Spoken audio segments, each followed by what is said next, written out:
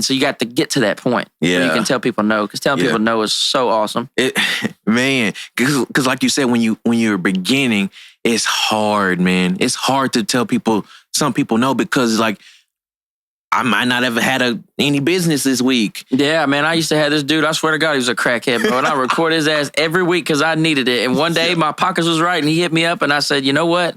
No. And that was one less crackhead interaction for me that week, bro. That was one less crackhead I dealt with. That's hilarious. Shout out to... No, I'm playing. That would be wild. Man. That would be wild. That would be hilarious. So you know I'm paid it full. Hey, what's going on? It's Joe Teel, and you're tapped into another 180 Creator interview. As always, I got a great guest, Anthony Vaughn, Mr. Texarkana Podcast Studio. What's going on, my boy? What's going on? Thank you for letting me hop on the show. Man, you are one person that I think I've name dropped. You're up there, like, on all these episodes, bro. Because, like, anytime I talk about anything podcast related, I'm always like, shout out to Texarkana Podcast. Hey, that's my boy. That. I'm proud of you. I'm glad you started. Podcasts are about to boom. I feel like I may not be like the podcast guy, but like I feel like I'm working to be that type of dude. Oh, for sure. And so, like, the podcast community is about to blow up. That's all I'm saying. Yeah. And you're in a great spot. You're in an absolutely great spot because it's finna boom. Yeah. And you're like, you have the stuff. Right. You've already broke the barrier entry to it. Yeah. And so how you like the experience so far? Man, I'm loving it. I'm meeting a whole bunch of different new people and just new conversations. I really like it when people come in and they're like open and transparent, just getting a peek into their lives. It's just so cool. It's just so fun, I don't even know how to explain it. Yeah. But it's not something that would typically happen. You wouldn't be somewhere in the middle of somebody's conversation. Exactly. That is I just thought about I never thought about it like that. You're recording podcasts. You're in the middle of somebody's like intimate conversation. Exactly. And you're just there. Yeah. When I first, and like this, so if I didn't give enough background, this is the guy that created Texarkana Podcast Studio. That's where me and Luke shot like our first, 10, 15 like that, episodes of Addicted to Arguing. Man, it was so hard to not look at you. Like, you're in the room and like my camera, the camera I was supposed to look at was like over here, and you would sit like over here. Right. And so I would be like talking to you because I can't have it's like, it was really weird to have a conversation with the camera. With a camera instead of like a human. Because I'm looking, because I think I said something funny. I'm like, yeah, he laughing? Is he laughing? Like, what's up here? Yeah. Yeah. But to be, you're in somebody's intimate conversation. Right. Man, has anybody gotten an argument yet? Besides like me and Luke, maybe? Besides Addicted to Arguing, there's been a few that has gotten a little heated. They didn't because some people, especially when it's their first time on camera, they're a little more cautious. Right. So when they find themselves getting a little, up there, they kind of reel back in when they look over and see cameras. Because I'll have a confidence monitor and they'll look up and they'll see that and like, hold on, we on camera. You know what I'm saying? Yeah. They'll make that mental note. I did get one guy in his episode, it'll drop pretty soon, but he ends up just going off. Oh, I just off the wall. And shout out to my guy, Gary Davis. Honestly speaking, he's one of my clients. But one of his episodes, he just goes in. I'm not going to ruin it, but he says something pretty off the wall. And he even comes up to me afterwards. He's like, man, I don't know what happened to me. Because later in the episode, he kind of rewinds and says, hey, I didn't really, kind of cleans it up a little bit. But he got, it's crazy, bro. Crazy. Yeah. I can see it happening, dude. Me and Luke in there definitely would get into it, man. Sometimes we would have like beef going on that did not have anything to do with the show, bro. Yeah. Me and Luke, because we're friends. And me and his friendship is like, we do butt heads regularly. And so like we would show up in your place of business mad at each other. Yeah. And then duke it out for an hour. You can kind of see it in like One time we redid the first 10 minutes of the episode, I was mad. I was so mad, bro. But it was like, I forget what he did. He was like, he said something that was just something he would normally say. Right. But in that moment, he was like, no, I don't want that on camera. Yeah. And I was like, All right. Yep. And then the episode didn't get hardly any views, and I thought it was a good episode, but I went back and watched the episode like cool-headed. Yeah. I was like, dude, I'm being a dick like the first 10 minutes. Yeah. Like, no wonder it didn't do good. Yeah. Yeah. The first couple minutes in a podcast are important. They really are. They really are, because you got to attract the attention, you got to hook them, really. Yeah. You got to hook them in them first few minutes, because when people pull up a YouTube video or any type of video at all, they're searching for something. Right. And they're gauging in those first few minutes, is this what I'm actually looking for? Whether it's, sometimes it's a subconscious search. Right. They're searching for something. That's why in a lot of YouTube videos, they'll say, this video is about da da da da. Right. Or at the jump, yeah. Exactly. Or if you're this type of person, we're servicing you or whatever. They'll hook them with that type of stuff, and they're like, okay, yeah, I'm that type of person. This is what I'm looking for. I'm gonna stick around and see what they got to say. So yeah, that makes sense. Yeah, you got to hook them, man. At one point, I was taking some of the funniest parts or like some of the most catchiest parts and putting them at the beginning, right, and then making like an intro. And I probably should get back to doing that. That's actually very smart, because I've seen a lot of people do that. Because I watch a lot of, like you, I watch a lot of podcasts and in video format too. Right. Like you said, they'll either take the funny parts or they'll take the most informational parts and stick them at the front. And they'll try to do it to where they don't give all of the information. Yeah, like a cliffhanger. They tease you. Yeah, they give you just enough, or you're like, I want to know, the answer to that question or whatever. Right. They'll be like, well, my mentor told me this, or this is how the host will ask, like, okay, so what did you do to get your first business deal? And they'll follow up with something along the lines of, well, I did this, blah, blah, blah. And they'll cut it off right when they actually give you the gem. Yeah, give you like an intro. Yeah. And then it's the beginning of the interview. Exactly. Now you have to wait in there or skip through. Uh-huh. Yeah. That's smart. That is smart. Man, I had no idea what I was getting into when I decided to get into the podcast lane. Does that resonate with you? Is that... Yeah, dude. Oh, man, you have... Yeah. I was going to say you have no idea, but you do. And I do a little bit. Man, dude, because I still remember, researching this. And I feel like with anything in life, you can research all you want, but until you actually get in and actually start doing the thing, doing it is totally different from the research. Like, you watching somebody and you're like, oh man, I see you doing it. I see how you doing it. I can do that too. But then when you start hitting them roadblocks that they didn't show you, because they're not showing you everything. No, they're showing you the good stuff. They're showing you all the good stuff. They didn't show you how they lost the recording or something like that. They didn't show you some of their equipment not, working together. I got 4 of them. You got 4 of them? Yeah. Out of like 40 videos now. But still. So, I mean, I'm not just too upset with these, but and a lot of it was audio issues. Exactly. But they don't show that part. Exactly. But when you actually get in it, then it's like sometimes you're trying to figure out some sort of editing thing or this and that, and you gotta struggle and search and parse through different information, because there's a lot of information about it. Yeah, there's tons of YouTube videos. But they be saying different shit. You got to try to figure out what works for you. Totally different language for each platform. Right. So it's like, okay, I got to figure out what it is that I need and just parse through that and utilize it for myself. So yeah, I get it. But back to your point, man, dude, I did my research, hopped into it, realized, okay, I need this. Okay, I got that.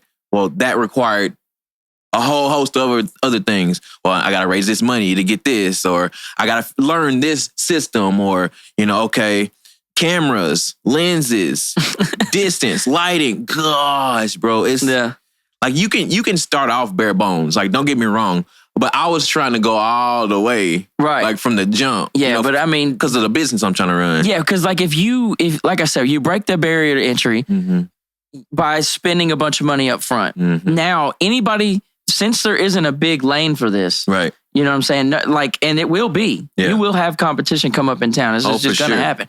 But right now, I don't think there is none. Really, not yet. As far as come here and do your show, I'll do everything for you. Yeah. But you put so much money into it. It's such a beautiful environment, and it's nice. It smells good. It's you drive. It's a lot of things. Like when you pull up in my parking lot here, it's a lot different than pulling up your parking lot there. You know what I'm saying? Yeah. There's a lot of different aspects to, and so like you've spent the money, You learn how to do it right. You got the good mics. You got your audio. You got your video. You got your lights. Yeah. Anybody that's going to outdo you immediately has to match that or undercut the hell out of you. Right. And so by starting out the right way, you're probably going to save yourself a lot of times. For But sure. there's nothing wrong with bare bones. You know? Nothing at all. Nothing at all. I try to tell people that, like, because like maybe you can't afford to come here and to my spot, but you can just start. That's the most important thing. Just actually starting. Yeah. Like, grab your phone and just use the audio on your phone and the video on your phone, and just get a tripod, or even just set it up on a book or something. Yeah. Just start. That's the most important thing. Because like you can start recording on your phone, and then all of a sudden you gain an audience. And like next thing you know, okay, I want to, make it more professional or whatever.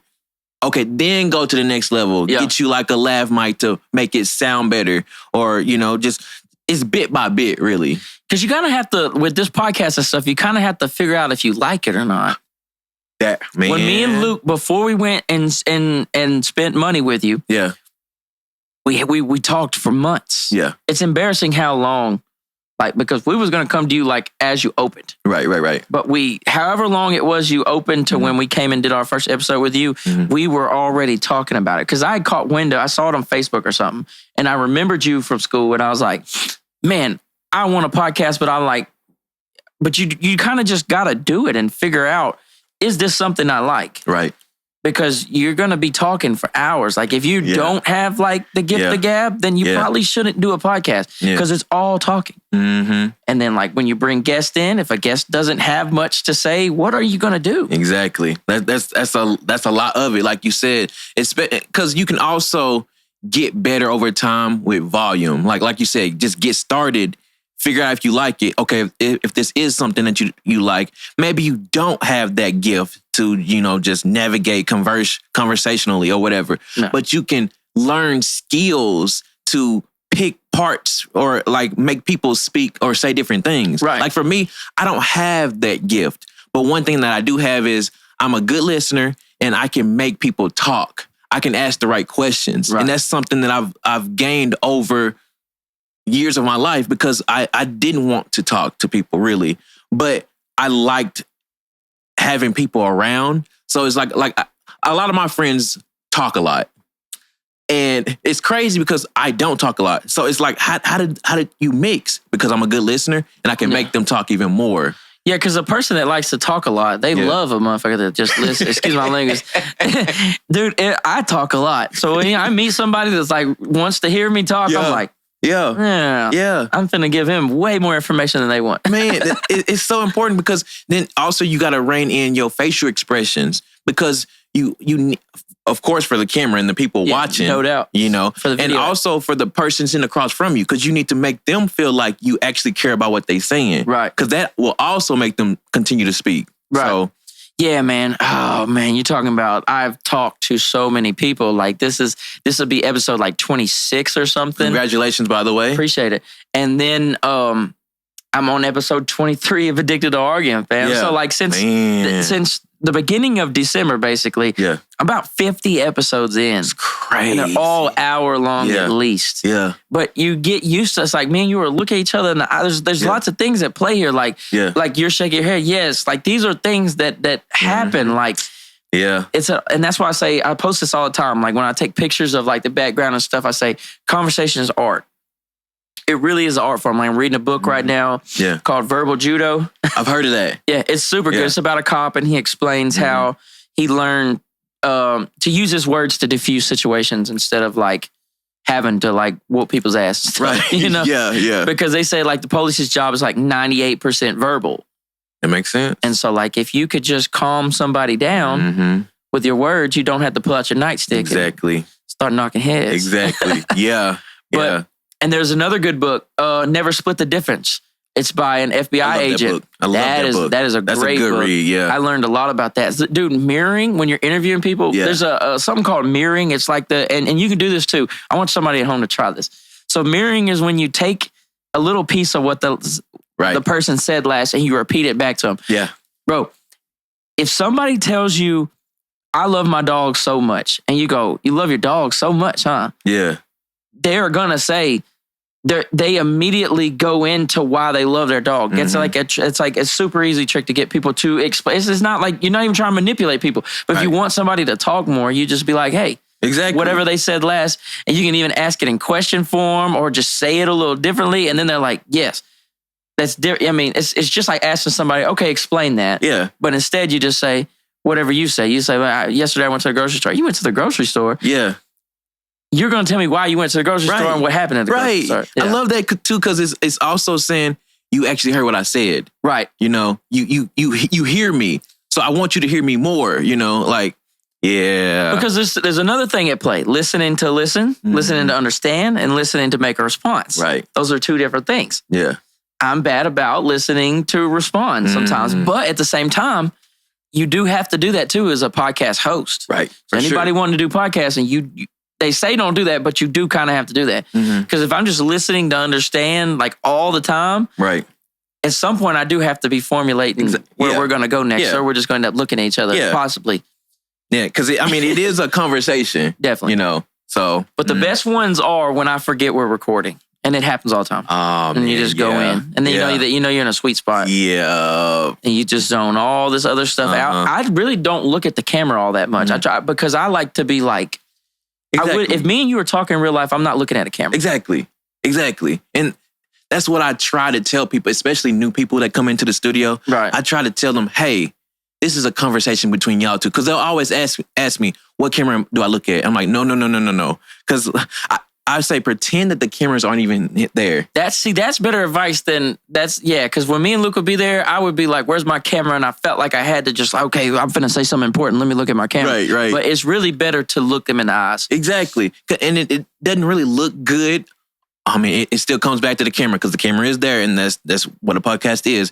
It just doesn't look good when you're looking at the camera while you're talking to the person in front of you. Like if I was to sit here and be like, yeah, Joe, man, blah, blah, blah, blah, blah. No, just looks weird. Yeah, you know? I don't like that. It's not natural. Yeah. So it's just more natural if you look at the person. Yeah. And I try to tell them, hey, only look at the camera when you are addressing the audience or you want the world to know something. Yeah, that's a classic Luke. Where my camera at? Let me tell y'all about yourself. Yeah, that makes sense. Yeah. But don't tell me about something and then look at the camera. Exactly, man. And there's a other thing with confidence monitors. Yeah. In some studios, they'll have a confidence monitor. And for the people at home that don't know what a confidence monitor is, it's just a monitor that people recording can look at. So when they see what's on the monitor, they can adjust their. I miss that. Yeah. I miss that. I do miss that. There's lots of things I miss about your studio. Man. Doing this shit by myself. It's important, man. What some people start to do is they'll be staring at it. Yeah. And what I try to tell them is, hey, look at it when the other person is talking. Because oftentimes the camera is going to be focused on them. I'll switch it to that angle. But they'll be like, blah, blah, blah, blah, blah, blah, blah, blah, blah, looking at the confidence one. I'm like, no. Yeah. But you can't, so like when you're behind the scenes, like it's hard to correct things, right? It is, bro. So because you don't want to mess up the flow. Because in real life conversation, there wouldn't be some dude talking about some, hey, get closer to the mic, asshole. Exactly. Because it's like when I try to, some things I just have to, But when that happens, you can tell on camera because they'll look where I'm at, or they'll make they'll pause their sentence. So it's like I have to find the right timing. I have to find the right signals. And so I've come up with a few different things, right? Yeah. Because some people, they'll be talking in their mic, mic etiquette, and they'll hit you with one of these. Man. The audio goes. Man, trashed. Man. So what I'll tell them is I come up with a signal of this. Like, this means, and I try to tell them this before. Before, yeah. Bring the mic closer. Or if, because some people will start talking like this. Yeah. And I try to tell people to project your voice. Some bass in that shit. So I just make up, exactly. I just make up different signals to give them during the episode. And I'll try to do it when, the camera's not focused on them. Yeah. I kind of lean to the side. You've told me stuff. Used to show me like the time and stuff. Or you'd be like, hey, wrap this shit up. Yeah. Even getting the dry erase board. Yeah. And you've said stuff like that. But Me and Luke sometimes would just be like, huh? In the middle of a conversation, what? Huh? But man, it's fun, dude. Man, what I like is talking to people that I like talking to other podcasts on podcast episodes. Because, bro, once people learn the etiquette and learn how to podcast, bro, it's fun to talk to them. Yeah. Because you don't worry about like, oh, I wonder what his voice will sound like. No, he's projecting his voice. Right. Or she's close. She knows how to get by the mic. Right. We don't have to think about none of that stuff. Right. They're used to talking. The hardest thing on my end as the podcaster is the spaces. Mm-hmm. Like, those are not your friend. You don't need dead spaces. And like, I know you can edit it out. Yeah. But I feel like good conversation, regular conversation in real life doesn't have awkward pauses. Right. You're absolutely right. I don't know. So walk me through your podcast. You talking about my own personal podcast? Yeah. Okay, so I do have my own personal podcast. It's called What's Bothering You Today. Yeah. Right. And I was just kind of sitting in my room one day, and I was just thinking about some different things that was just bothering me. And like I have conversations in my head, and I think a lot of people do. Oh yeah. And I feel like if they tell you they don't, they lying. But I was having a conversation, and I don't remember what it was that I was mad about that day. No. But it was bothering me, and I was having a conversation, and since I've been in the podcast and stuff, I was having it in podcast format. And it was just like, I was talking to myself, I was looking at myself, and we was going back and forth about something that was bothering me. And it was just something simple like, my lanyard getting caught on the door or something like that. Oh, yanking you up. Yeah, when you mad, it's something like that always happens. And I was like, man, you know what? That's what's bothering me today. And then it kind of clicked. You know what? I can make a podcast about this. We can just talk about what's bothering us today, and not on like just complaining type stuff. Just like make it fun, make it entertaining. Like, cause like you can range it from government politics, which I don't touch politics in any type of conversation. Yeah, that's a tough you can talk about some girl did something to you. You don't like the way girls talk to you or whatever. It's what's bothering you. I don't like that shit neither. But yeah, it's just a little fun little podcast, and just talking about what's bothering us. You know what's bothering me? What's bothering you? Damn, I forgot that fast. Anyways, new question. No, I'm playing. No, you know what really bothers me is having a thought and it just goes away. Man. Just like what happened there. Because I really had something that bothered me and it's gone that fast. It makes you so mad. Because like something will hit me and I'll walk into the room where my wife is. Putting stuff in the notes now, fam. Exactly. I walked to try to find my wife and be like, hey. And I forgot. And I'm like, I guess it wasn't that important. Yeah. And I just started putting stuff in my notes when it comes to like, because like Chief was asking me, he's like, how are you coming up with topics for this podcast? The podcast, it's like, dude, when I think of something, if I think of something interesting, I just immediately write it down. Yeah. Even if it's goofy. Like my notes for today's episode are hilarious, bro. Like, even we just did the episode. That episode will probably get out before this. I'll read y'all my notes just for fun. How does anyone not recognize Impractical Joker still? That's funny. Why do these big ladies keep missing layups in the WNBA? I've seen your comments on that, your posts on that. Smoking layups, bro. I need a shirt that says smoking layups. And have WWE, I said WWE, WNBA logo on the back. Yeah, smoking layups. Smoking layups. Why did he beat up his girlfriend again? Oh, man. Why is Trump a comedian? He's pretty funny sometimes. Rapper Facebook names. A guy hit me up. His first name on Facebook was Getting, and his last name was Money. Getting Money. I mean, these are my notes, bro. These were not. I didn't go search these. These are thoughts I had, and I wrote them down. Yeah. I mean, that's just the best way to do it. I have a whole notes of different what's bothering you today topics. Yeah. Because sometimes, most of the time, when I have people come in, I want to talk about what's bothering them. But like you said, like we talked about earlier, there could be a dry spot. And so I want to have something to interject if I need to. Yeah, if they show up with 5 notes, you got an hour. Exactly. What are we going to talk about? You have to have notes. Exactly, man. But, like for this interview in particular, I'm not going to lie, I have no notes. Sometimes I just know I don't need notes. Right.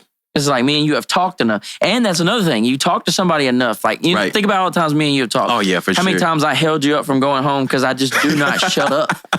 And you'd be at your door talking about, damn, I wish they'd leave, but he's paying me, so I'm going to sit here and listen to him ramble. But well, we had some deep conversations, yeah, we though. did. Yeah, so like I know for the show up for here, it's like, dude, we'll ask about the podcast and we'll talk. Yeah. It's just normal. For sure. So, yeah. but like a crazy thing about having a guest and you don't know them, like I'm meeting people for the first time and talking to them for an hour and a half. Right. That's wild. How has that been going for you? I enjoy it. You enjoy it? I haven't had one where I met somebody and like, I guess it's just a blessing. Like I'm like kind of a chameleon, bro. I don't know. You know what I'm saying? Yeah. Like as far as I can be who I need to be around people. And I've always been able to just kind of socially float. Yeah. You know what I'm saying? So like and I just into different things, you know? So like I dabble in enough to get me by in a bunch of different areas. So like I've been able to find common ground with everybody. Yeah. And you were open-minded too. That's a narrow-minded person couldn't do that. Like, because they'll be want to block out, you know, they wouldn't be even want to hear some of the stuff that people will probably talk about. And I don't want to argue with nobody on an interview, right? Now, when me and Chief or me and Luke lock in or addicted to arguing, yeah, it's time to be controversial. Right. It's time to get in. But in an interview, no, you build a safe space for them to talk about what they love and you're winning. I mean, interviewing is that simple. Whereas if you get someone talking about what they love, you're winning. Right, for sure. Nobody talks. We all have these little things in our life that we care more about the other things. And if you can get somebody talking about that, they'll talk in a way that they don't talk about other things. Yeah. They'll just light up. Yeah. So like me and you were talking about podcasts. These are things that take up a good portion of our time. Yeah. It's ridiculously easy to talk about podcasting. It really is. Because we've researched it. We've, we're almost constantly looking into it, listening to them, like picking up cues and different things like that. What kind of podcasts are you listening to right now? The one that you introduced to me, the creators, the six-figure creators. Yeah, I listen to them weekly now. Yeah, now they be putting you on, huh? Yeah, bro. I learned a lot of business from the six-figure. There was originally the six-figure home studio, and then they turned into the creators, where they just realized that the sauce they had was really for anybody doing any type of creative stuff. Yeah. So, but no, I learned a lot. They kind of taught me about. They taught me about taxes. They taught me about a bunch of stuff. Like, because I listened to probably 200 episodes. No, it was probably when did they switch? It was about 150, I think, in. Something like that. They've got a ton, man. Yeah, but that was the first podcast I was listening to episodes every week. And like I would take what they were talking about and turn around and make money off that. Right. For sure, dude. I've implemented so many things just from the past few, because like I haven't been watching for as long as you have, but sometimes I'll go further back because they'll reference episodes and I'll go back and just listen to some of them. They're dropping gems. They're bringing on people and interviewing. They're dropping gems. It's just, and I'm just taking notes. Yeah. Just taking notes. That's what, man, when you, especially a business that's built off an experience, which is what you have 100%. It's just like when someone shows up to the studio to record. It's like part of the experience for these people is the vibe, is the how comfortable they are. Yeah. And then you have the there's two things, the vibe and then the finished product. So if you can create a repeatable experience, and it be comfortable, that's how you win. Because you got them comfortable, they're happy, they're excited, they like the process, and then they like the result. Because if you can get somebody to like the process and the result, they will give you your money. There you go. Hey, that's a gem right there. That's a gem right there. If you can get somebody to give you to like the process, how it's done, and then like the finished result, what you leave with, you're winning. That's how you make money that way. Exactly, man. But that's how everything works, though. Yeah. That's how retail works. That's how every different facet of business works that way. Right. And like you said, the experience is so important, because sometimes you might be more skilled than somebody, but they don't like you as a person, or they didn't like the experience that they had when they worked with you. They'll go somewhere else where they like the experience much better, but the product might not be as good. Bro, so the experience. If somebody had beef with me in the studio, not really beef with like how I did things, they would sacrifice quality. Like smoking was a big thing. When I cut out people smoking here, like I lost clients. They would rather go have the music sound worse and be able to smoke. But that is something I had to do. That's a calculated risk on my end.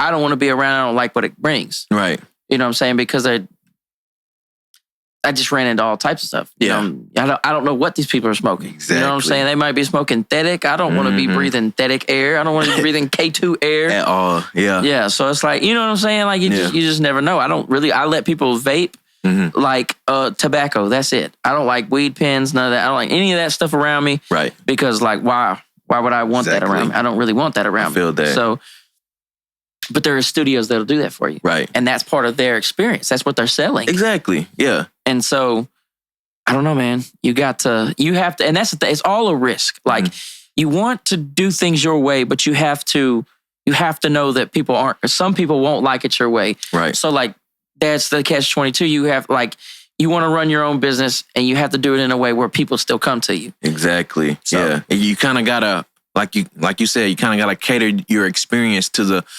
the clients that you want to attract. Right. That's really what... Because you want the people you want. Exactly. You don't want who you don't want. And that's for real. And then people at the beginning be getting business fucked up and they think that they want everybody. Hey, he's spitting gems. If you are running a small business, you do not want everybody. My fault. I'm back to you. Like we said, you got to look at the camera sometimes and tell them shit. You don't want everybody. Right. And that's real. And some people, especially like really insecure people, be like, well, you don't want to do business with me. Right. But you got to understand, I don't have to do business with everybody. Right. And so you got to get to that point where you can tell people no, because telling people no is so awesome. Man, because like you said, when you're beginning, it's hard, man. It's hard to tell some people no, because like, I might not have had any business this week. Yeah, man. I used to have this dude, I swear to God, he was a crackhead, bro. And I record his ass every week because I needed it. And one day my pockets was right and he hit me up and I said, you know what? No. And that was one less crackhead interaction for me that week, bro. That was one less crackhead I dealt with. That's hilarious. Shout out to... No, I'm playing.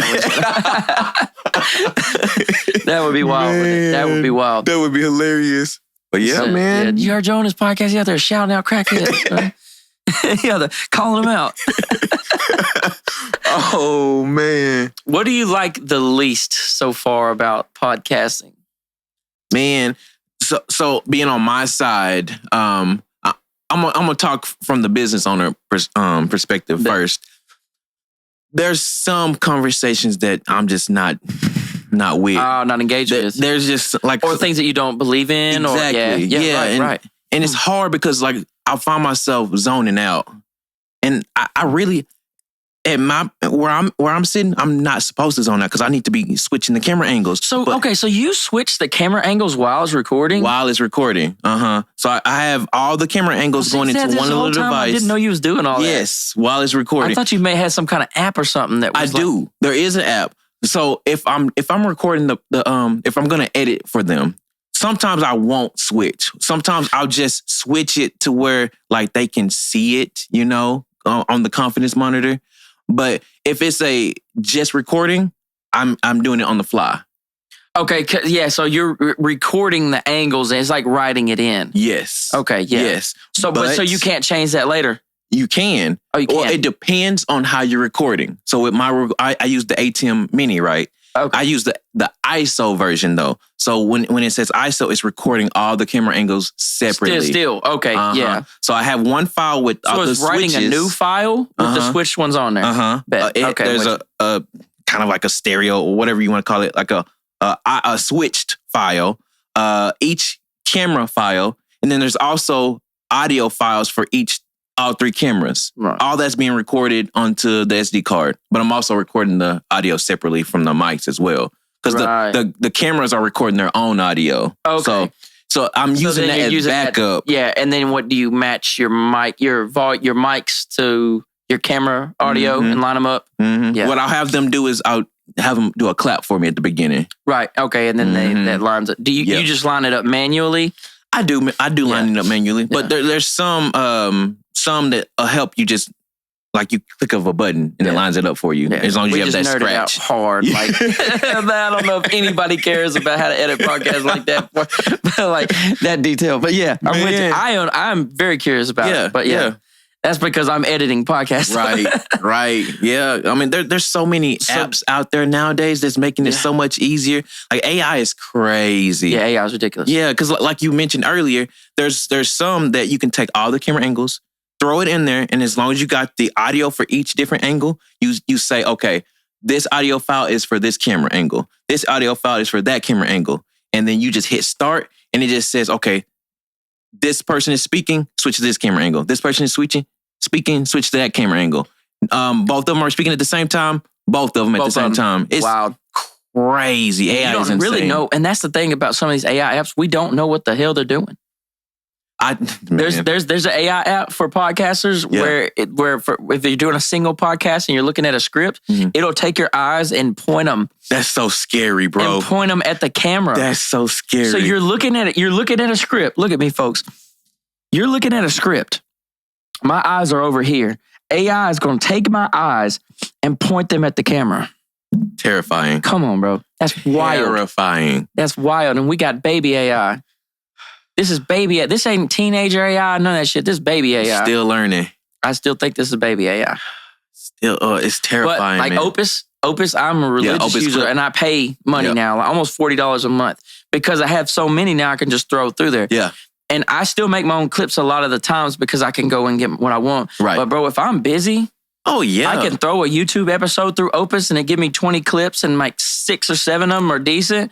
Bet those go in the story. Yeah. We'll take the good one and make it a reel. Yeah. You know, so I mean, Opus is literally, and now I know what Opus is doing because I'm doing the exact same thing. Right. But it's nice. And it also gives you those ratings of which has a higher chance of going viral. Right. Based off what you're talking about. And it'll give you like a dope title for it. And but them titles are lame. Bro. I haven't used one Opus title yet. Yeah. Sometimes you can use it to kind of help you build a title off of it. I could read you some of these Opus ones and it'd be like, ooh, that's kind of lame.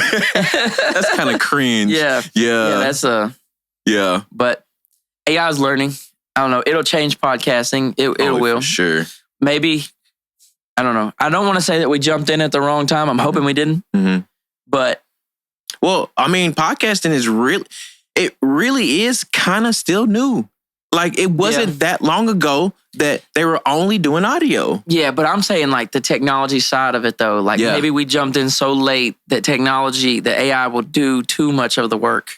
I see what you're saying. And cut us out. Well, at the same time, AI it's not there yet because even with some of those clips, I'm gonna interrupt you. No, you're good. Some of those clips, they're a little choppy sometimes. Yeah, sometimes they are. Yeah, like sometimes you have to go in and like, okay, nah, you cut off some of this. I want some of that in there, and you gotta like.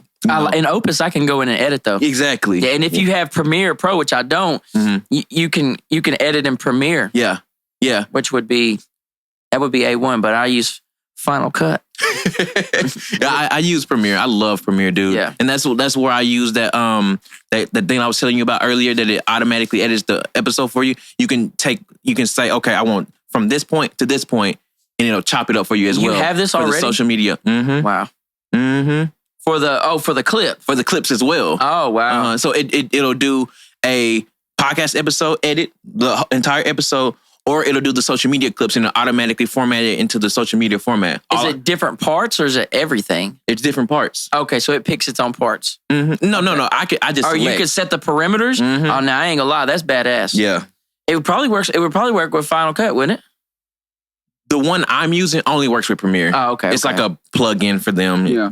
Yeah. I need it to work with other ones because I actually don't like editing in Premiere. I prefer DaVinci Resolve. Really? Yeah. But I edit in Premiere solely because of that. And I pay for it. It's like a little monthly thing. So, bro, one thing I've noticed editing podcasts, and I'm sure you noticed this too, is filler words. Holy crap. Yeah, I say like so much. I'm doing this thing now. This may sound crazy, but this is how serious I am about podcasts. I'm doing this thing now where I'll just go on walks now and I'll go through topics and stuff like I'm talking and a deal. Yeah. And bro, I will slap myself for saying like, you see how I just said it twice? Yeah. Like slap, stop. Yeah. Stop saying like. That's like stupid. You know what I'm saying? Yeah. And you know what I'm saying? I I'm trying to stop saying that. And I'm trying to stop saying that. It's tough, man. Bro, pausing. This is like the great technique of like being really good at talking. Yeah. When you're going to say shut the hell up. Yeah. That's what they've been telling me. Stop saying It's cool. It even sounds intellectual to pause when you're thinking. Maybe even breathe. Yeah. You know what I'm saying? Like, yeah. See, I said tough. like, yeah. So I have a lot of habits I'm trying to break, but that's how serious I want to be a good speaker. Yeah. And it's see, really, right now I was pausing right there. That was actually really good. Yeah. It's really like being comfortable in your silence. Because a lot of the is just you not being comfortable with it being quiet. Right. So you're trying to fill that space with something while you're thinking. You might be giving people time to think about what you just said, though, if you shut the hell up. I've been learning that shutting the hell up is a lot better in a lot of situations, dude. Just shut the hell up. Shut the fuck up. Sorry for all my nice listeners out there. I'm very sorry. What does Sketch say? He says this is a family program. Sorry for cursing. Put those bleeps in there. Yeah, sorry for cursing. But no, man.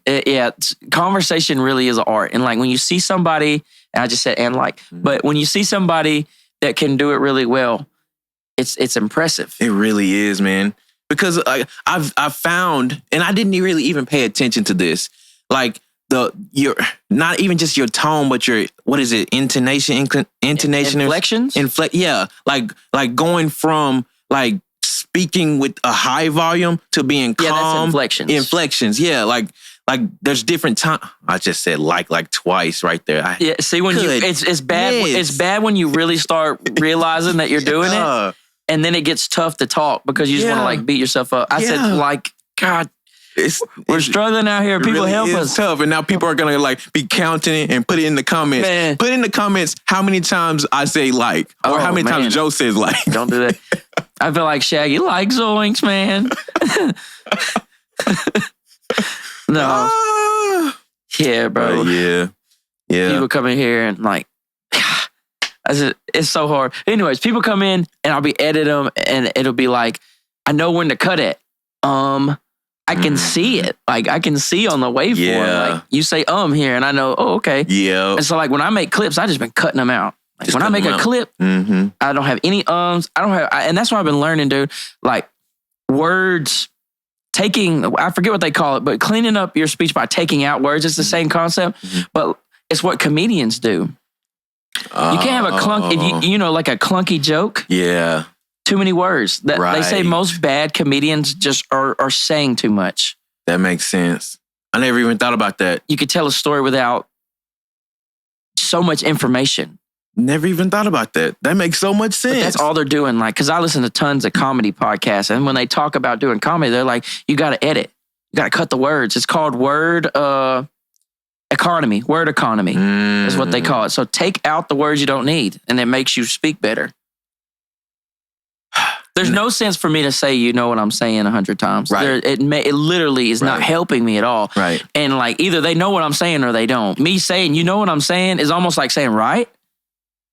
I mean, what am I looking for? Yeah. Man, now I'm trying to think, like, where does that come from? Why are we doing that? Because sometimes... Well, none of us are writing books or... It's been a long time. How long since you was in English class? And I didn't even do that well in it. Right. It was my worst class. Right.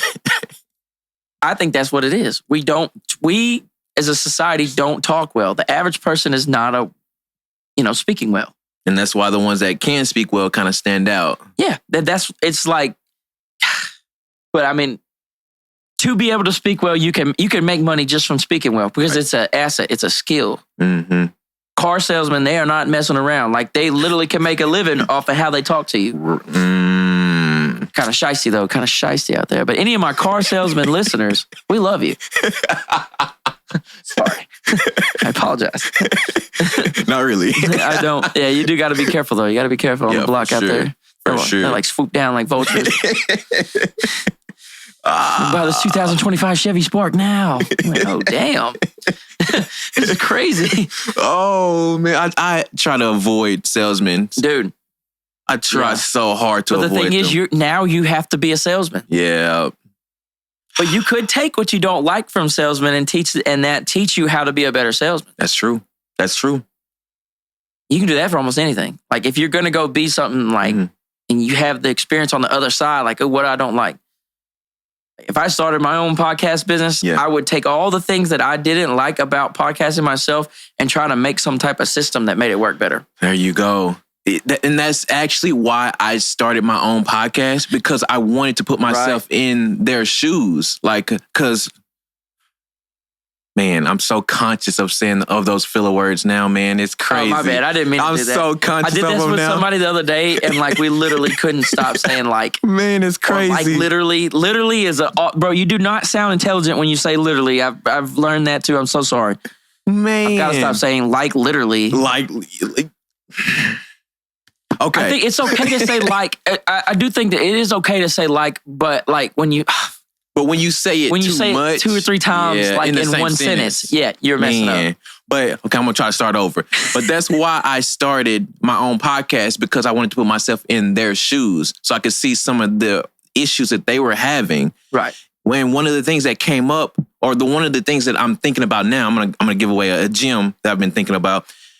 Sometimes people want to do a little advertisement, so I've been thinking about getting like a little teleprompter. A little teleprompter, so all they have to do hurt is people's feelings trying to read them teleprompters, boy. You expose some people when that teleprompter come up. Oh, I didn't even think about that. They gonna have to have that figured out by the time. Dog walk, or they gonna Joe Biden you and say pause out loud. that boy Joe Biden said 4 more years. Pause. Oh my gosh. I hope not. I really hope not. No, that'd be hilarious. That's a clip, bro. That'd be hilarious. That really happened. No, I'm talking about if somebody actually came in and did that. Yeah, I'm saying our president did that on national television. I don't doubt it. I'm just saying. I don't doubt it. After the stuff I've heard, I don't doubt it. 4 more years. Pause. That's absolutely hilarious. But yeah, that teleprompter about to expose some people. Yeah, it's going to be pretty funny. I'm not sure if I could do a teleprompter. Me and Luke had an argument about this the other day. We were like, could we do a teleprompter and all this stuff? So I don't know. I know I could. But also, they should practice what they're supposed to be saying before they get in there. Yeah, they should anyways.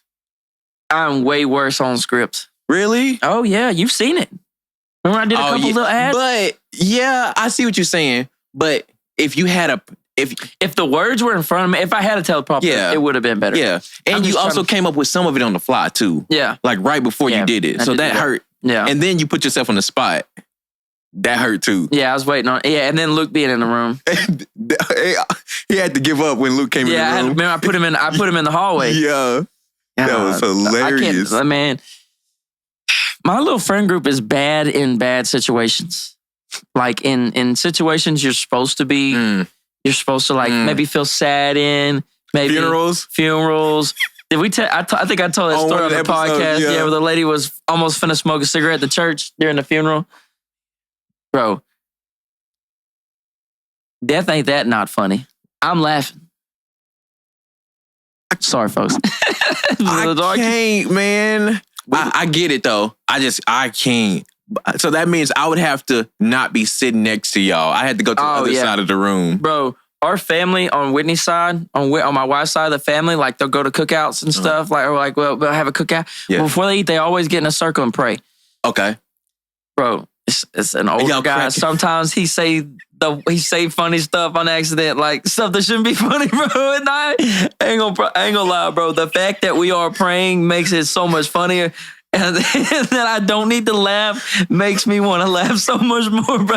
It's bad. It's bad, bro. It's really bad. Like when they're praying at church and it gets real quiet, bro. If I see anything funny, it's a rap. Oh.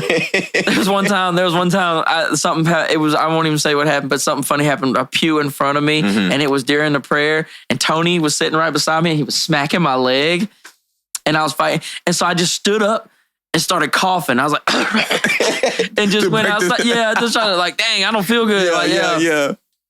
Oh man, it's bad, bro. And I don't know what's wrong with me, bro. Maybe it's just I feel like it's a trauma thing. Like maybe you could be too callous towards certain things. Yeah. I was somewhere the other day and this lady was crying, and in my head, there was just zero empathy. It was so bad, bro. And in my head, I was like, don't laugh. Don't laugh. Don't laugh. God. I try to be empathetic. I really do want to feel for people in it, but sometimes it's just like this. I think I told the story about the lady she had a dog in a shopping cart, and she wanted me to take her to Popeyes, which was right up the road. Yeah. And like she started telling me about her husband took her car or something, and then what got me was because I was keeping it together. What got me was she said that she came from a royal bloodline. And she's pushing his dog in a shopping cart on state line at 10:30 at night. And she said she comes from a royal bloodline. And I told her, I said, I don't have no room in my car, but my buddy Mike can take you up the road. And I pointed at Tony, and Tony was just like, shut the fuck up. So I was like, I was trying. And then I broke. So this lady is like giving me the whole spiel, and I'm laughing at her, and I can't stop. At this point, it's too far gone, bro. It's too far. Oh, that's hilarious. It's too far, and there's something wrong with me, bro. Man, see, I'm the opposite, because I feel like I show too much empathy, and it's not. And when I say that, it's not that like I'm offering stuff to people. It's like when something sad happens, I get sad with them. It's almost like I'm them. And I'll like if somebody starts crying in front of me, I start crying. It's crazy, bro. And you're probably a better person than me. It makes me so mad though. Yeah, you're a way better person than me. That's what that is. You are a decent human being, man. You're just a good guy. There's no issue on what you're saying. The problem is on this end, I think.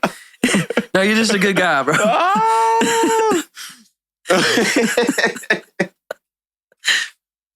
Oh man. Yeah, you're just a good human, dude. Man. Which is rare. You do come across as a nice guy. Well, I appreciate that. And I think that is rare and rare these days. They say nice guys finish last though. Well, where do you feel like you're finishing at? Nah, I feel like I'm pretty good. So I'm fine. I'm fine. But there's some people that you feel like you're easy to take advantage of because you're more empathetic? Sometimes. Yeah. Sometimes. And I've developed a defense mechanism for that. What is it? So what do you do? I don't let too many people that close to me. And it's to the point where like I'll let down walls the closer we get, but I never let down that final wall because I don't want that feeling anymore. And I've had discussions with my wife and she's trying to help me get through this. Does it happen with her? It's not. Is there still a wall like there? I don't have the walls up, but there's still some stuff that I don't say to her. Like I haven't fully I trust her completely. Right. I don't think there's anybody in this world that I trust more than her.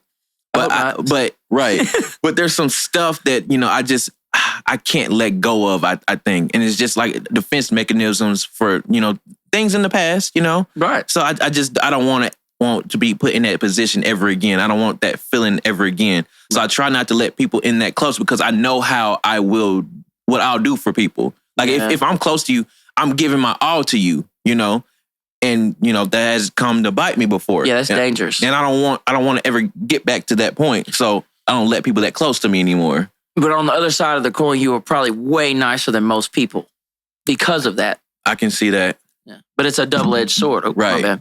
Right. Like being nice to people is opening the door for bullshit. Right. But the problem is if you decide, okay, nice guys finish last, I'm going to be an asshole. Then you're just not even like cool to be around. That is the other side of the coin, and that does happen. Yeah. And I think it is a defense mechanism. Right. You see that happen in lots of people. Right. My defense mechanism is like the opposite of it. You know what I'm saying? Yeah. But you got to think, I've helped a lot of people over the years. And I'm not like a bad dude. You know what I'm saying? Like I have a track record of where I have 100% can show you where and it's not to be like, you don't ever want to brag on like, exactly. Like this is all the good stuff I've done. Exactly. So I'm just saying, I know what I've done. I know my heart. Right. And I know that normally I'm helpful, but there is like this dark, like I do like dark humor, fam. And I will lean into that. Yeah. And like these situations sometimes really bring the bad out, but I've been through trauma too. Right. A lot of trauma. Right. And I've never touched no therapy, no nothing. So like my therapy is kind of like, and that's why I like to do both shows. I think that's why both shows are needed. The idea of not having Addicted to Arguing where I go blow off steam on the microphone that scares me. I don't like that. Because I bring a different persona to the interviews, right? I still try to be funny when I can be, but at the same time, there's a different goal to be reached. But like on Addicted to Arguing, the whole goal in there is to get the dark humor out, is to attempt to be funny, to have fun, have a good time. Like you should never shoot an episode of Addicted to Arguing and not have fun. Right. And we did though. We did. For sure. We did have episodes where we did not have fun. Yeah. So it's like, okay, we got to fix that. Yeah. And so we're still working on that. Right. Which we're changing up a little bit. Like Luke's not going to be, every week and stuff like that. And then we got Chief coming in. So it's like, it's just different thing, ways to, I don't know. Every episode has to be fun. Right. Of that show for sure. Right. An interview necessarily doesn't just have to be a hoot. You know what I'm saying? Right. Yeah. But we're having a good time. Yeah. So, you know what I'm saying? Yeah. But it's, you're seeing my defense mechanism is almost opposite of yours. Yeah. But it does come from, I've been where you've been at too. Yeah. Where I've helped a lot of people and it has been south. Right. And sometimes it's been good though. That's so dope to me. And y'all kind of touched on this on one of y'all's episodes, is how two people can experience some of the same things, but end up going in two different directions. Oh, yeah. That's so cool to me, man. Like me and my siblings, we're all three different people. We were raised by the same parents. We went to the same schools, lived in the same household, but we're all so different. It's crazy how different. And it kind of comes to like what you said in the episode. Each person is experiencing different things, even though, you have some of the same variables, but there's still, nobody can experience the same thing at the same time all the time. Like, isn't that crazy? Nobody can be you. Exactly. And that's really what it is. And there's nobody even in history that could be you. So like your life is unique in that sense that no one has ever lived the exact life you've lived. And that's why people should really lean into being themselves. I like that. Yeah. They should really do that. Because you don't know who you can really help by being you. But like if you try to mimic somebody else, like if you try to mimic some influencer that you really look up to, you try to copy what they're doing, you're not being you. You're just trying to be them, and you're never going to be as good at being them as they are. Yeah, I have to be careful I'm trying not to be Joe Rogan, but I love Joe Rogan. And people are probably tired of me bringing it up, but I listen to him so much. And like, I enjoy what he does and how he does it.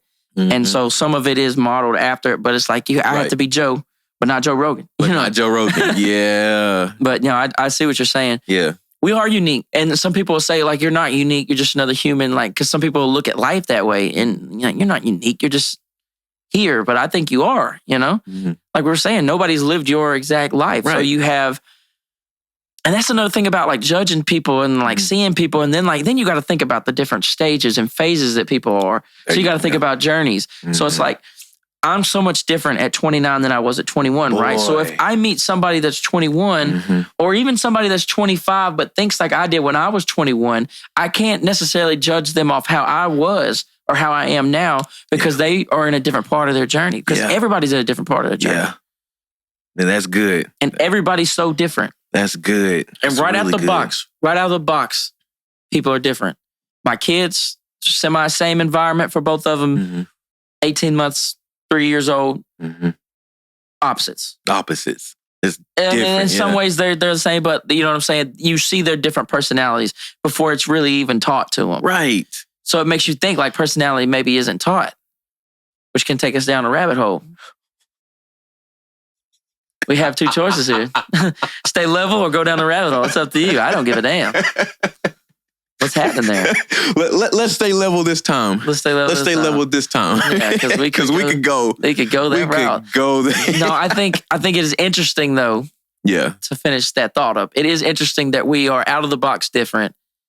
And when I say out of the box, you are born different than anybody, and that you live 100% unique life than anybody else. You may share certain experiences, but even me and you, let's say we went to school together and we're in the same grade and we have almost all the same classes, our lives could still be completely different. Completely. Yeah. We could be twins. That's what I'm saying. Identical twins sometimes have different lives and react differently. So like y'all literally are sharing the same genes and stuff. Right. that literally that's probably share the same genes sometimes. Literally. And come out with a different result. Right. That is wild. So, but incredible. I like your point though. It's incredible. To bring it all back around, I think you should embrace that. Oh, for sure, man. Unless you're dumb. And yeah. Unless you being yourself is dumb. And maybe I don't encourage that so much. Maybe you should be somebody else. Maybe you should be somebody else. If you're doing dumb shit and it feels natural, maybe you should be somebody else. How about that? Yeah, and it really comes down to you really learning who you actually are. Because a lot of us don't know who we are. Yeah. We still... Where do you think you are on that journey? I know that's a tough question. Where we're like towards the end of an interview to ask a question. Where do you think you are as far as finding yourself? Man, and I feel like I go up and down on that. Some days I feel like, oh man, this is what I'm supposed to be doing. And then, something happens and you're like, I don't know, like you find new interests and, you just learn new things about yourself. So it comes down to self-discovery. Have you actually sat down and figured out who you are? Have you sat down and discovered what it is that you like? Have you tried new things? Because some people are afraid to try new things. Yeah, you might be missing out on what you actually could be like a calling almost. Exactly. Yeah. Like, I would have never known I liked podcasting if one of my cousins hadn't asked me, like, hey, do you know how to do a podcast? And at the time, I had no idea. I've heard of it. And I was like, I have a technology background, so I know I can figure it out. Right. So I ended up helping her try to figure it out. And in that process of learning, I'm like, maybe I could do this. Did she make the podcast? She actually made the podcast. I helped her a little bit, like equipment, different things like that. And then after like 2 or 3, she was just like, maybe you should do this as a business. And I'm like, wow. Nah.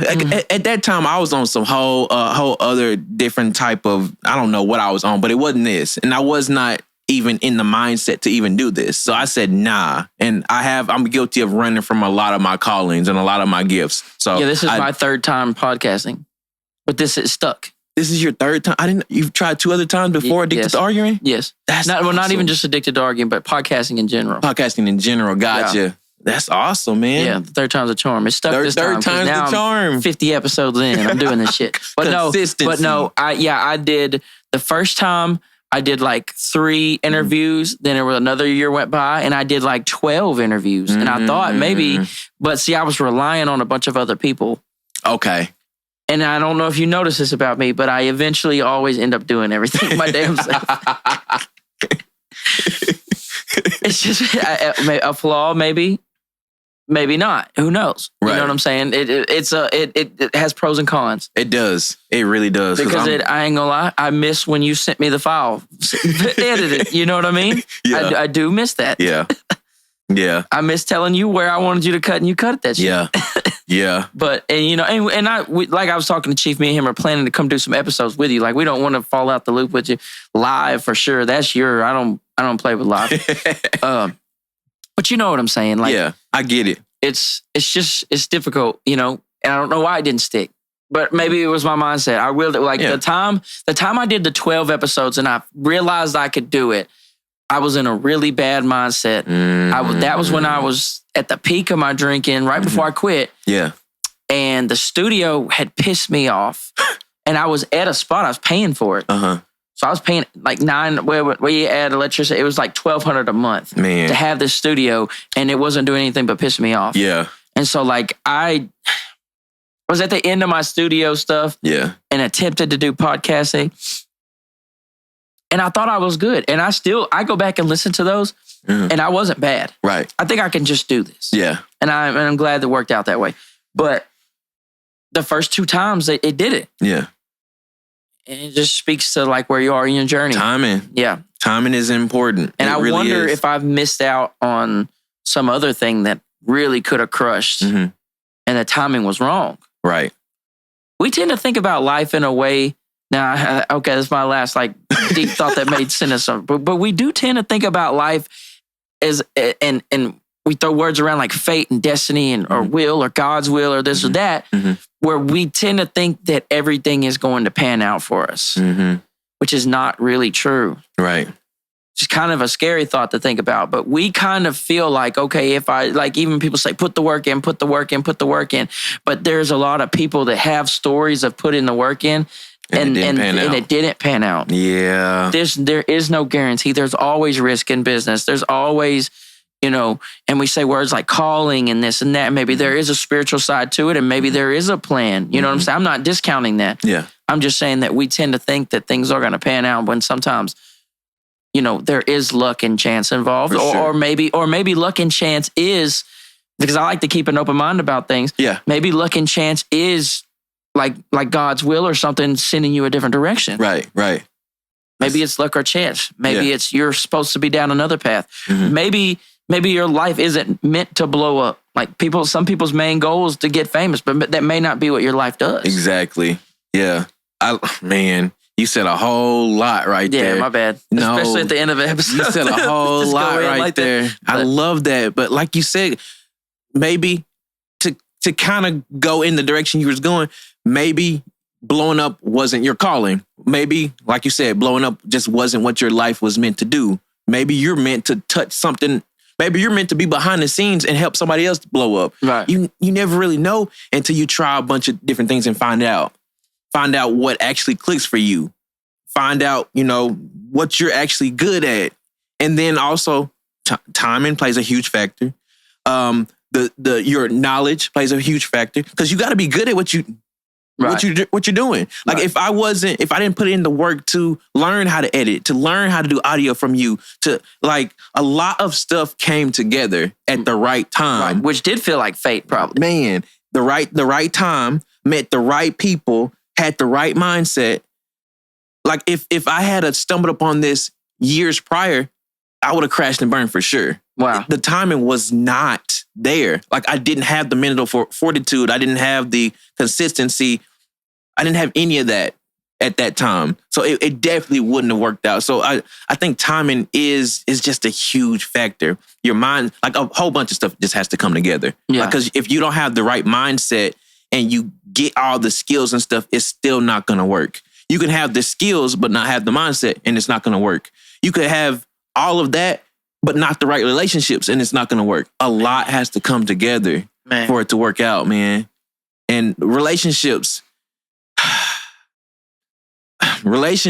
one of the things that my pastor always says, I'm going to get a little spiritual. That's fine. Not fully, but no, that's fine. He says relationships are the currency of the kingdom. And for the longest time, I disregarded relationships. It was like my foe and no mo. And I didn't try to meet new people. I had my guys. That was all there was going to be. I didn't need anybody else, whatever. But as I've grown older, as I've matured, as I've tried a few different business options, I look back over my life and I'm like, man, if I had actually nourished that relationship or this relationship, if I had actually stuck with this person or got to know that person, because like where I'm at right now, a lot of the stuff that I've gotten, a lot of the stuff I've achieved is because of a relationship that I had with somebody. Right. Because of the relationship I had with you and getting to know you, I was able to get my audio better. Right. You guys were some of my first people to do the podcast, and that helped me build volume and consistency and all that stuff and get better at it. Yeah, that was like a crash course to weekly. It really was. Yeah. And it was our crash course too. So we was all... Exactly, man. Everybody was doing it for the first time. Exactly. And I really enjoyed those first episodes we did. Oh, yeah. That was so cool. That was, yeah. Everybody was learning. Mm-hmm. And then we had to figure out like, you were figuring out, we were figuring out, but it was, It was a lot of fun, man. Yeah, so relationships is huge, man. Like, so where I'm at right now, I'm actually trying to actually get closer to people. I'm actually trying to talk more, actually get to know people and actually build connections with people. Yeah, coming on here I think is a good idea. Exactly. Yeah. So trying, it's hard for me. I'm not actually a introvert, but I also don't consider myself an extrovert. I'm kind of a middlevert. A middlevert, yeah. I think that's real. I have moments where I'm middlevert, even though I come off sometimes as like extrovert. In the wild sometimes, like out in public sometimes, I could turn to a middlevert quick. Real quick, bro. Yeah. Cause sometimes I'm just like, okay, I done talked all day. I'm done talking. I just need some time to myself. I need to recharge. Right. But after I've worked from home for the past 6 months now, I hate it. You don't like it? I hate it. And do you miss the interactions? Yes. Yeah. Because I work in IT. So when I worked in the office, I could go up to the person and help them. I could have those little conversations. Now it's like a phone call every so often or an email. Yeah. And my wife she leaves the house. So I'm home alone. So it's just like, there's nobody to talk to. I'm just here sitting at a computer desk, just. So you boring. Have to be at home. Yeah. Like you can't do it at Starbucks. All my stuff is remote. Yeah. Mm-hmm. I don't know, man. That is tough. I'm by myself a lot. I am. Like I think me and Luke were talking about one of the episodes. Like I was talking about going to the movies or something by myself or going to eat by myself, and he was just like completely weirded out by that. And I'm like, dude, I spend a lot of time by myself. Yeah. Like there's days where I'm in a work truck and I just go repair stuff. Right. I do the whole repair side of the septic business by myself. So like if I'm going to fix something, working on pumps, anything like that, I'm by myself. So I go to lunch by myself all the time. Yeah. I'm at a call by myself. But I do like when the customer sits outside like while I'm working. Right. That's cool because you talk to them. It's just like it's a chance to win them over too with customer service. For sure. Yeah. If sometimes it's hot outside and the customer be like, all right, fix it. I'll be in the house. Knock when you need me. It's like, okay, it's hard for me to like really feel like I'm winning you over because I try to take the same, like, even though it's like blue collar work. Yeah. It is our business. And so we have the same opportunity that you have when you run a studio or when you invite somebody over for a podcast interview. Sure. You win them with your personality. Exactly. They're looking through a window and like, yeah, he's digging. It's hard for me to, you know what I'm saying? But the whole point of what I'm saying is I do get the struggle of being by yourself, but that goes back to self-realization. These are good times to figure out, you know, do you even like yourself? Yeah. Who am I? What do I like? You know? And so, but being at work does suck though. Like you're by yourself because you are kind of tethered to that desk. You have to do that. But I mean, do you get breaks? Can you walk? Oh yeah. Well, I get an hour break. Oh yeah, I'd walk. Man, I do. I walk my little cul-de-sac, man. Cause some weeks I don't leave the house. Oh yeah. Cause when I get off work, I don't want to do anything. So I end up not going anywhere. And then on my lunch break, I want to just kind of chill because, you know, I just had this person from 1,100 miles away screaming at me. Away. Bro, like, just sometimes, some days is rough, bro. But yeah, but then not when I get it. You've been at the house, you worked all day at the house, then you go home. You know, this used to be the studio, right? Yeah. I mean, this is a studio, but I used to live here and it be a studio at the same time. Could you imagine living where you do podcast at? Couldn't. And then add rappers instead of podcasters? I couldn't. You get Joe Teel's life for 3 years in order to make the studio work out. It needed to work. You did what you had to do, though. Exactly. But I get it. I would get done with sessions and like, no. Yeah. I'm going to go on whatever side the studio's ain't on because it's been here, it's been there, it's been that room, it's been that room. Exactly. It's been a studio in every room in this house at some point. And so it's when you get done, I don't know, man. Yeah, because like when I finish work, where I work at used to be my game room. I used to play all my games. I haven't gamed in months because when I get done there, I don't even want to see that room. Yeah. So that's like this when the studio really pissed me off and I got tired of the studio, bro. I would ride home in silence. Yeah. That's when I picked up on podcasts because, dude, I would rather listen to intelligent people or comedians or something, which that they're definitely intelligent too. But like, I'd rather listen to like a good conversation than hear some more of that damn racket I've been hearing all day. And that's what it turns into, bro. When you sit in the studio all day, that shit turns into racket. Like, you know how old people say, cut out that damn racket. Cut out the, yeah. That's racket, son. Yeah. That's what that is. Yeah. That's just racket. Yeah. I have not really recovered music-wise. I don't really like it. Man. And that used to be like my life. Yeah. So would you say that you pretty much burned out? Oh, dude, burn out. When it comes to a studio, I crashed and burned to the hardest you could crash and burn. Because I had a model and I had a system that worked. Yeah. And I had a way to make $300-400 a day almost. Yeah. And it got so bad, I did not like it to the point where $300 or $400 a day did not motivate me. That's tough. Because they can go back. I can, you know what I'm saying? This is not bullshit. I'm not hyping this up. Like I could go charge $50, $60 an hour and do 10 hours in a day. You know what I'm saying? Like I can pull up receipts to match. Like this ain't just talk. Yeah. That's how hard I burnt out that money did not motivate me at that moment. Yeah.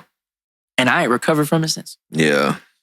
And the thing about podcasting is, and why I think it's going to be harder for me to burn out on podcasting is, as long as the topics stay fresh. Exactly. The thing about interviewing people is, and why I feel like you can interview people for like longevity, is because every time you sit in a chair, you get a new individual. Exactly. That's one of the harder parts about Addicted to Arguing is that me and Luke, me and Chief, whoever I sit down with week by week, have got to keep this shit fresh.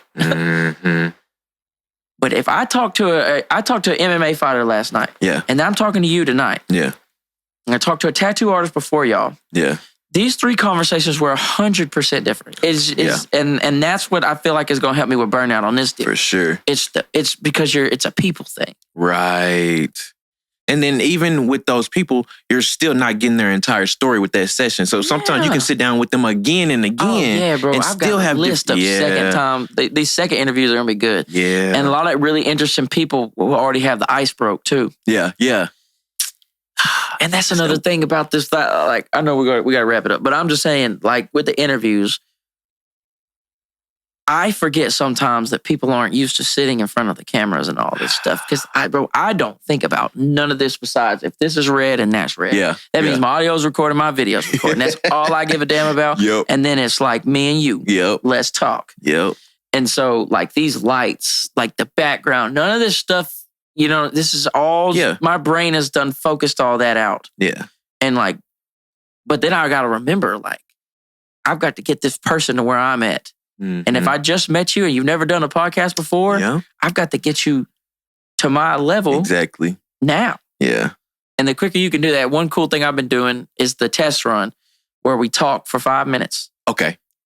That's smart. Yeah. And when I interview people, I talk to them for 5 minutes. That's smart, man. But the camera's rolling. If we say some kind of crazy, like prolific stuff in that first 5 minutes, I'll edit it back in and just throw it in the middle somewhere. You know what I mean? Like I don't never like when I test things, it's just like I do the studio. Yeah. I normally would tell people, hey, the first take, I'm probably getting your levels. But I'm recording. Exactly. If somebody hits something in a way that can't be re-hit, I have that recording. There you go.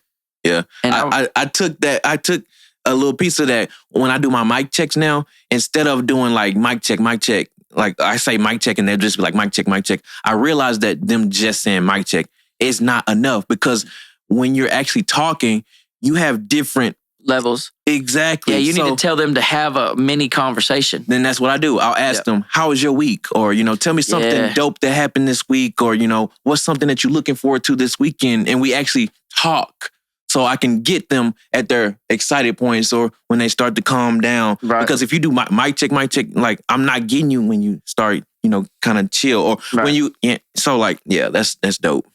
That's dope, man. I don't know. That's part of the experience. Like oh man, he's talking to me. Right. Now, one thing about and I was like, we really are gonna wrap this up. But one thing about being someone that records, whether it's whether it's audio, video, anything like that, there's this balance that needs to happen. The balance of input and knowing when to shut the hell up. If we're gonna give out gems today, I have to say it how I feel it. The balance of giving input, you do not need to be a wall behind the camera, behind the recording, behind whatever you're sitting behind. Yeah. You don't need to just stare at people and be like, all right, now do the thing. Right. But at the same time, you can't be overbearing and you can't put your vision over somebody else's vision. So you have to have that balance of knowing when to tell somebody something and when to shut the hell up. Yeah. Yep. I learned that in the studio quick because they'll be like, well, so-and-so down the road, he just look at me. And I'm like, well, I'm not so-and-so. Right. Right. Tell me, like, let's be able to communicate with each other. Finding that balance, man. Yeah. Like you said, man, that's such a good one right there. Because I've been trying to find that balance with the people that come in. Because like you, when you had the different people that's coming in, I'm having different people come in from, they've done a podcast before to they've never done one. This is their very first one. Yeah, like somebody coming in as a guest. Exactly. Yeah, you got to school a guest and get it's your job to get the guest up. Just just like it's my job to get my guest. Mm-hmm. And sometimes you only got a few minutes to do a little icebreaker to get them, warmed up. So it's fun though, man. Yeah. It's so much fun. I'm glad you're doing it. The town needs it. You're the only one right now. Mm-hmm. Trying to capitalize on that. Yeah, capitalize on that. This needs to be the heyday. Yeah. But man, Texarkana Podcast Studio. Look, I'm gonna give the pitch again. I know this is the end. If somebody's hung on this long, they hung on. But look, I'm gonna look at my camera and tell you, I, Joseph Teel, have done a lot of damn podcasts. All right, and I've done a lot of editing myself. I've done a lot of shooting myself, and I will tell you that if you are not about that damn life, then don't do this shit. I don't like this. I don't like this sometimes. Like, overall, I love this, but I don't like this. And so if you want to take yourself out of all these unnecessary steps that I'm taking, you just need to call this man. Man, just hit me up. Yeah. I mean, I'm going to be completely honest. Sometimes I don't like it either. Because I'm like, I got to go edit this 2-hour session. Yep. Man, but... Be the length that is overwhelming. Exactly. Yeah, I think man, dude. You just see 2 hours of anything. That's a movie. It is, dude. I didn't even think about it. The length of a movie, bro. Goodness. Yeah. But yeah, like as he said, like some people, like there's nothing wrong with doing your podcast in your living room or anything like that. Right. But think about it like this. Sometimes you got to go and clean out a space to do your episode. Sometimes you got to corral your kids or like let your significant other know, like, hey, I'm about to do this. Or sometimes you got to go over to your friend's house. I take all of that struggle out of it. Yeah. Like you can just book your session, come up and just sit down and record and then leave. And then you get your stuff just sent over to you. You don't have to worry about cleanup. You don't have to worry about equipment. You don't have to worry about any of that. It's just, we just make it simple and smooth. So, hey, hit me up. Yeah, come on, bro. As somebody that needs your services, but I've dedicated my life to doing so many that I can't. Yeah, I can't afford to do the volume that I'm doing with you, bro, because that would be woo. You mean we have to work out a deal. Yeah, for sure. If I ever get tired of it, I'll just have to work out a deal with you. But man, that volume would be the amount of work it would put on you if you had to do all these episodes I'm doing too would be. Yeah. But your job is needed. That's all. That's what I'm saying. Your job is needed because right now I'm doing everything, and what sucks is I've had you do everything before, and I miss it. So there you have it. But man, I'm glad you come through, bro. I knew it was gonna be a good one. I knew we'd have fun and laugh. Yes, sir. Thanks for having me on this. Yeah, we're gonna do it again, bro. Yes, for sure. You bring me on yours, bro. I got a lot of stuff that's bothering me. When I get mine started back up, I got you. I definitely got you and my people that I'm gonna bring on. I got a list of people that I'm bringing on. I just gotta get back into it. Yeah, man. Because the consistency thing is so hard, exactly. Bro. And that's why I didn't want to start it back up because I knew I wasn't in a place that I could be consistent. So. You got any last thoughts? Anything you want to get out to the people? You kind of gave your pitch already, so. Yeah. Hey, check out Addicted to Arguments podcast, bro. They are hilarious. Come on. Definitely check those guys out. Man. Where can we find you? Where can we find the business? So you can find my business. You can go to my website, Texarkana Podcast Studio. You can find us on Facebook as Texarkana Podcast Studio or Instagram as Texarkana Podcast Studio. Yeah, and you can book online, which is super nice. Yes, sir. You can do all that without having to, hey, can I come at 7? All that stuff. Yeah. So, yeah, he's got it figured out. You can pay online, all that stuff. Yes, sir. Put the card in there and all that cool stuff. So, yeah. Woo! It's late.